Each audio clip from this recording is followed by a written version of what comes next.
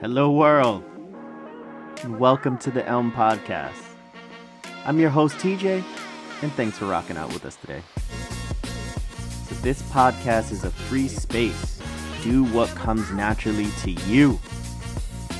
We know what makes us us is our personal experiences.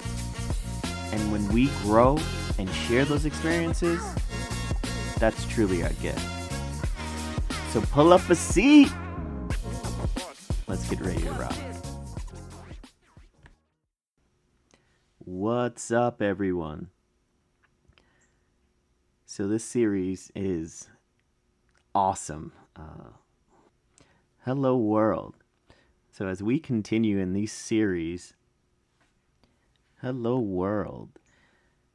We are continuing in the series of racial profiling and policy pre and post 9/11. After being lost in an internet digital purgatory for 19 years, I was actually able to find my senior thesis almost 20 years to the events of September 11th. What I'm doing is sharing some of the words that I put down on paper to give a little more insight into the mind of a 20-year-old going through that time. Now, one thing that we often forget is that history has a tendency to flow in a circle. So, the people who are experiencing this world that we live in now, the wokeness with my air quotations, I think that is either an excuse or it's an attempt to not remember what has happened before. So before George Floyd and Breonna Taylor, there was Philando Castile and Alton Sterling. And before them, we had Tamir Rice, Michael Brown, and Eric Garner. Let me read you a few excerpts from my paper, which was written in 2002, about the police and their role in racial profiling.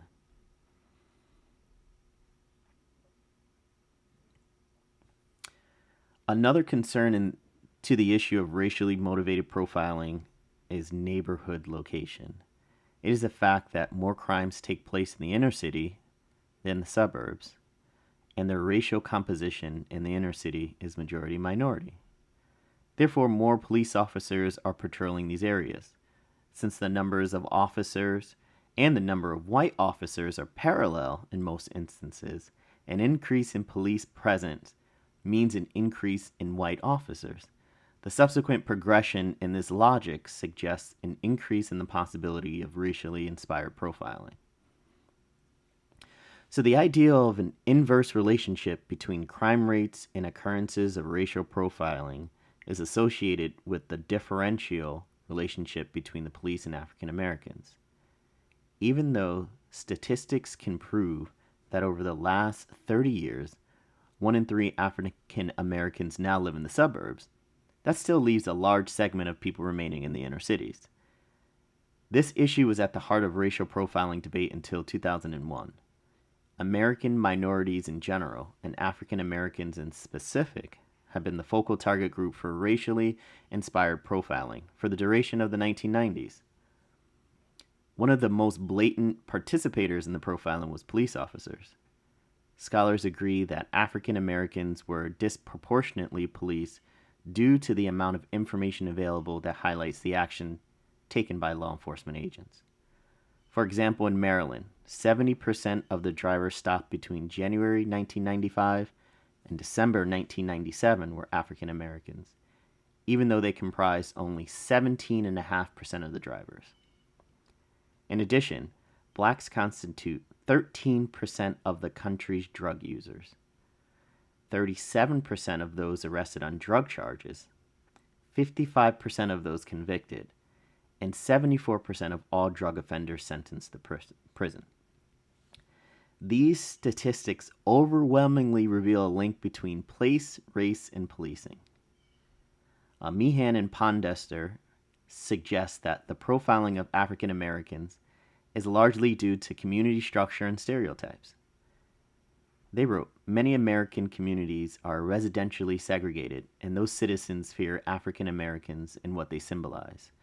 For example, danger, criminality, property devaluation. In short, we propose that underlying the police practice of racial profiling is the contested preservation of place. This quote highlighted the fear that some Americans kept towards African Americans and concurrently illustrated an overall theme. There remained an observation that racial profiling was not limited to just automobile stops on African Americans. The relationship between police and African Americans has been so detrimental and so widely publicized that it demanded a large amount of attention. Racially inspired cases encompass a wide range of occurrences, from high-profile incidents like the 1997 torture of Haitian Abder Louima and the 1999 shooting death of Amadou Diallo, to lower-profile instances, including incidents while riding bikes, taking a bus, or simply walking through a neighborhood. The torture of Abder Louima by 4 New York police officers sent shockwaves throughout the United States. A Haitian immigrant, Louima was tortured and brought to the station house of the 70th Precinct, where the officers took Louima into a bathroom, beat him severely, and sodomized him with the handle of a plunger. What spurred after this was a massive investigation over the policing practices of the New York Police Department. The Amadou Diallo case, in contrast, presented a straightforward case promoting actions against racial profiling nationwide. The police officers in New York were searching for an armed rape suspect and profiled Diallo, who was standing on the stoop of his building. The officers, which all 4 were white, fired 41 shots at Diallo, who was unarmed and committed no crime. His wallet was mistaken for a weapon, and Diallo was hit with 19 shots, an exorbitantly excessive amount. These cases received a great deal of attention and publication through television and print. Mass media outlets played an important role in the way racial profiling was introduced to mainstream America. In addition to introducing people to what practices were going on, the media enlightened people on how to prevent and deter similar actions from occurring in their neighborhood.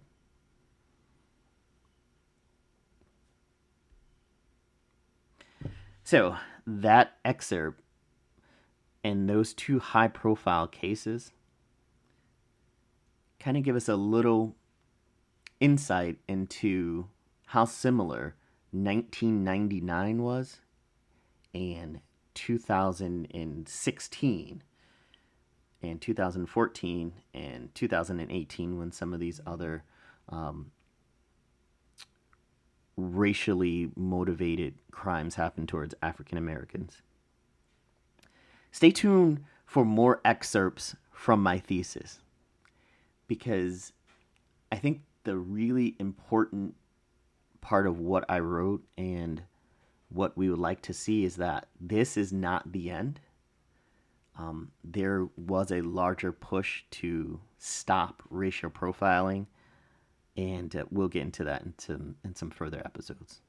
All right, guys, have a great one.